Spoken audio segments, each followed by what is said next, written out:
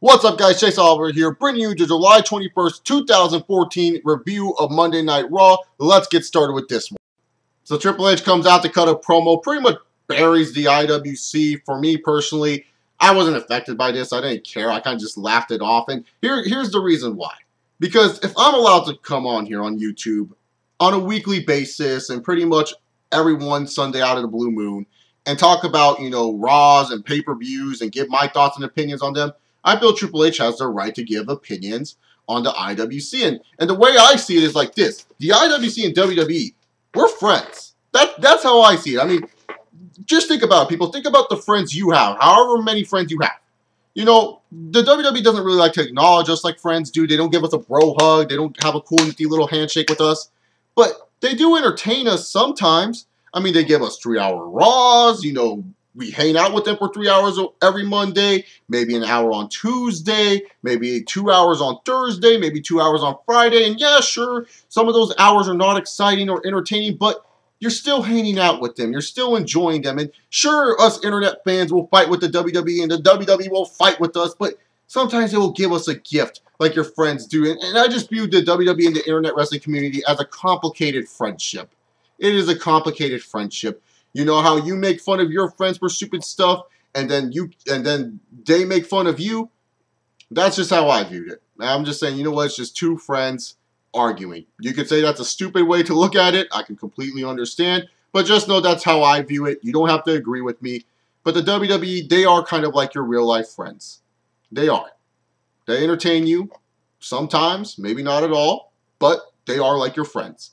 So, in all honesty, I didn't care that Triple H bashed us. I thought it was pretty funny, some of the lines that he said, but it was okay in my book.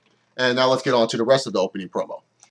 So Randall Keith Orton graces us with his presence and demands that one-on-one rematch he so rightfully deserves. But then all of a sudden out comes Demon Kane and says he's done babysitting Randy Orton. And then out comes Roman Reigns and says no one wants to see Cena versus Orton. No one wants to see Cena versus Kane. They want to see me versus Cena. And fans cheer for this. And everyone's like, yeah, Roman, Roman, Roman. And so Triple H says, what's best for business? Booking you in a handicap match against these guys right now. And so we get a handicap match with Roman Reigns taking on Randy Orton and Kane. Match itself was okay. Obviously, you saw the little storyline development here with Randy Orton pretty much dodging out of the way saying, bitch, I ain't doing the job here. I'm doing the job at SummerSlam. So screw this shit. He walked away from this match. Kane took the job here. Roman Reigns looked dominant. Randy Orton didn't get hurt. The match itself, okay. Nothing really too special. But hey, they at least got some good points here of making Roman Reigns still look really dominant after his really great performance at the Battleground pay-per-view. And they didn't really hurt Randall Keith Orton all that much. So, fine with me. So Nikki was booked on a 4-on-1 handicap match. Obviously, this is all build up to that big Stephanie and Brie match. And to much people's surprise, oh my God, Brie Bella was in the crowd. She was there to support her sister. What a good sister Brie Bella is. But Stephanie McMahon, she could not take it. She decides to go run down there and trash Brie Bella. Brie Bella calls her a bitch. Funny white guy goes, what? And then all of a sudden, Stephanie's like, what you say? And then later on, she's about to repeat it. And then Stephanie's like, nah, I'm going to slap you like I did to Dave Bautista, slapping you like a bitch. Fucking loved it. And she said, get this woman out of here. And so then Nikki goes to the ring, loses to the 4 Divas. My only complaint with this segment, because I actually liked this segment. I thought the segment was good. Only complaint is, if you really want me to feel like Nikki Bella is getting tortured, have this match go longer. Just do that. Just do that. Have the match go longer. That's all I got to say. Bring more punishment onto Nikki Bella. Make me actually feel bad for Nikki Bella, because I didn't feel bad for Nikki Bella whatsoever in this situation. But overall, I did enjoy the Stephanie and Brie interaction. I thought that was good. Miz versus Dolph Ziggler made sense to have on this Raw, and I really liked this match because, in a sense, whoever won, it was a good booking decision. If Dolph Ziggler wins, okay, you're setting up Miz with the new contender for the IC title. If the Miz wins, you're building off the heel he has from last night's pay-per-view. Good stuff. I really liked it, and the match itself, man, it was good.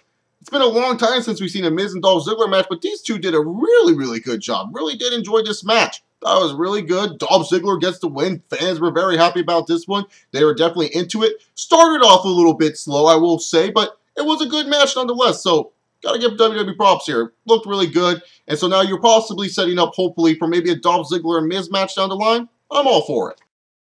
WWE, your app sucks. No one checks out the app. No one gives a shit about the app. That's just the bottom line. I want to know how many people, and if you are one of these people, comment down below. Do you have the WWE app open during Monday Night Raw?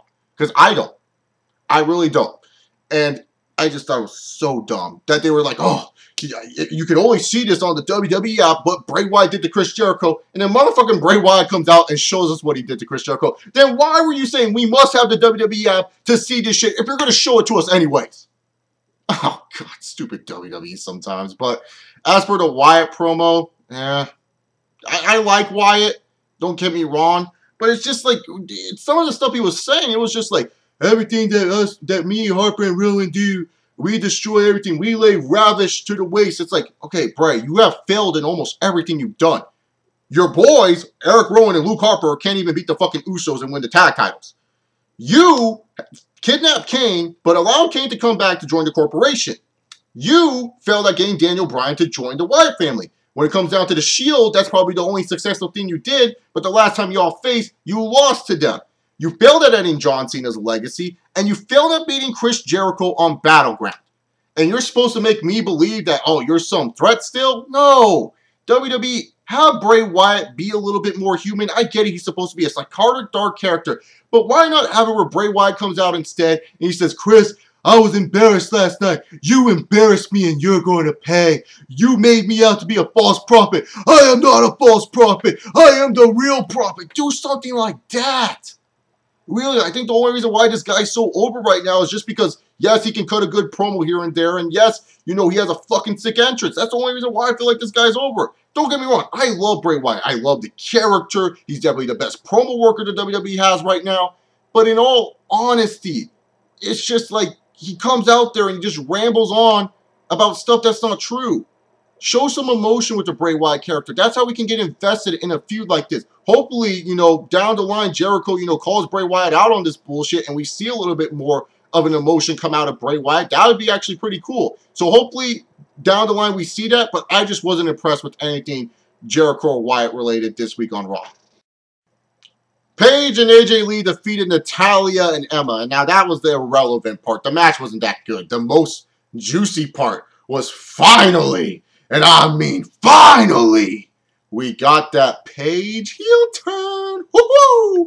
I've been waiting for the Paige heel turn, and boy, did I love this beatdown on AJ Lee. It was vicious. I loved when Paige was screaming, the way she was smiling. I remember I said during the Battleground match, she has a perfect little heel smile. Like, that smile makes you just, oh, want you to hate her. The way she was licking her lips, like the way she was attacking AJ Lee, it was like almost Randy Orton-esque. And you guys know how much I love Randy Orton. Just imagine a female Randy Orton. Oh, I'm in love right now. And I just love this beatdown. I mean, it wasn't like, oh, just pulling the hair, oh, just beat her down, that type of deal, and then throw her out the ring. No, Paige rammed her into the freaking barricade, rammed her into the post, threw her over to the announce table, and then afterwards she skipped away. Oh, thank you. Finally, Paige fucking heel turn. Thank you, WWE. Now, can you do the same for Sheamus? Can you turn that motherfucker heel too? Thank you, WWE. Now, Paige and AJ Lee, you have a job to do. Put on a good match at SummerSlam. Please and thank you. Dude, Fandango is so pathetic, dog. This guy's major feud right now in the WWE is against two females. God, is this the same bum Chris Jericho put over at WrestleMania? Whatever, man. The most important part is, woo, woo, woo, I did it. Zack Ryder won a match, so good for you, Zack.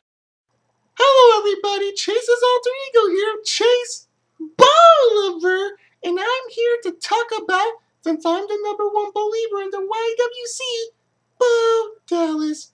I thought it was awesome that LeBron James could come to Monday Night Raw and put over Bo Dallas, signifying that Bo Dallas is not only the king of the WWE, but the king of the NBA and all of sports and entertainment, baby! And not only that, he's 16 and Bo.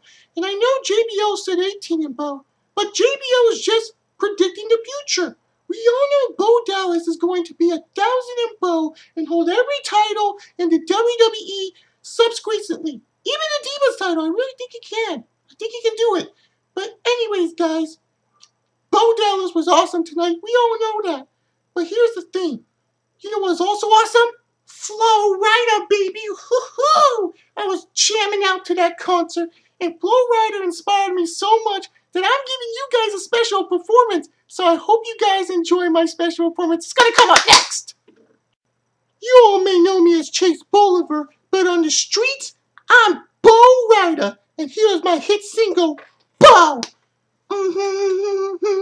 Let me talk to him. Let me talk to him. That's right. Let me talk to him. Come on. Shorty had those apple bottom jeans boots with the fur. The whole club was looking at her. She hit the bow. Next thing you know, shorty go bow. Then baggy sweatpants and the Reeboks with the straps. She turned around and gave that big booty a smack. Hey, she hit the ball. Next thing you know, shorty go bow.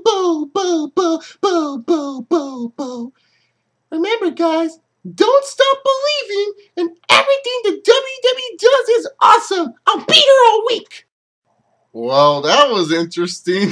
After the Flo Rida concert, we also had some interesting story developments in the Brie Bella and Stephanie feud, because after Stephanie was done congratulating Flo Rida on a karaoke performance that anyone could have done, seriously, Chase Bolivar just sang one of his songs, for fuck's sakes.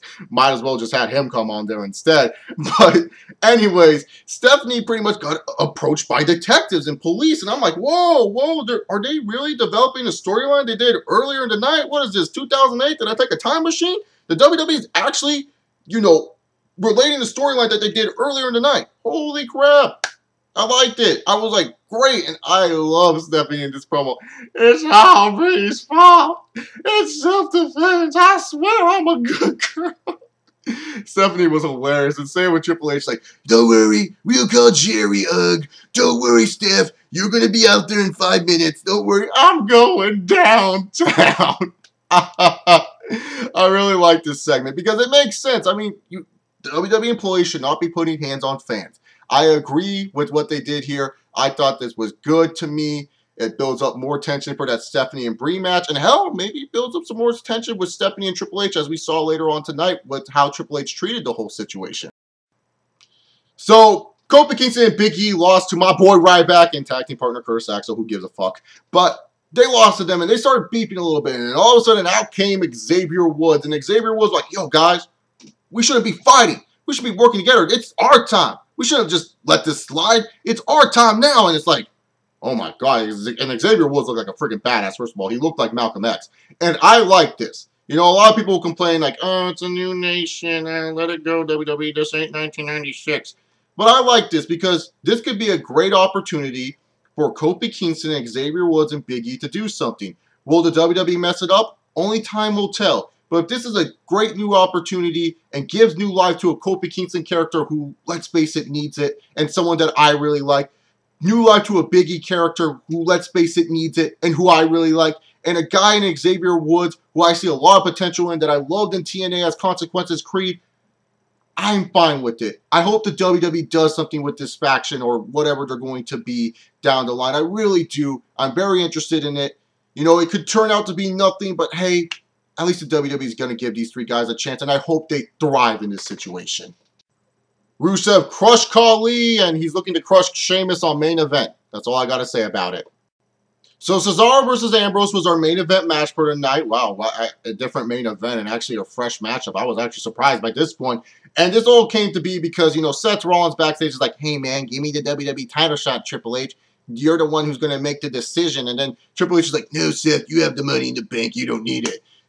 Cesaro comes and says, I'm no longer a Paul Heyman guy. I want to be a Triple H guy. And then Triple H is like, if you can get rid of Ambrose for me, you might get the title shot. So we got Cesaro versus Ambrose. Match was pretty solid. I thought it was a solid matchup. And I liked the ending. Dean Ambrose just doesn't give a shit about winning. He just wants to beat the crap out of anyone. And he just wants to beat the crap out of Seth. And Dean Ambrose just whacks Cesaro with the steel chair. It doesn't really hurt Cesaro all that much. It puts up Dean Ambrose still as this legit psychomaniac character that people are just loving and eating up inside. So you know what? I was fine with the finish to this match. I kind of wish that, you know, maybe they would have given Cesaro a clean win here. That would have been nice. But, hey, you know what? At the end of the day, I can't really complain all too much.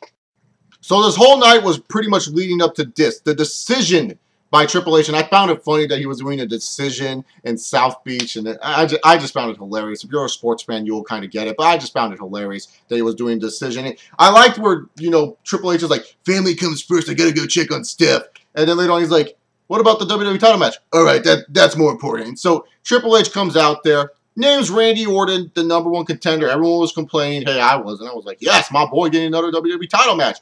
All of a sudden, Randy Orton's walking his way to the ring very slowly, like only Randy Orton does. And Roman Reigns comes and attacks Randall Keith Orton, which pissed me off because Randy Orton didn't get the title shot. But this was setting up, you know, that Roman Reigns versus Randy Orton match that's going to happen at SummerSlam. So I liked it. And so then all of a sudden, Paul Heyman comes out and it's like, Triple H, Plan C, Brock Lesnar. Duh, duh, duh, duh, duh, duh, duh, duh, duh, duh, duh. And I was like, ah, oh, great, Brock Lesnar. I've never been a Brock Lesnar fan.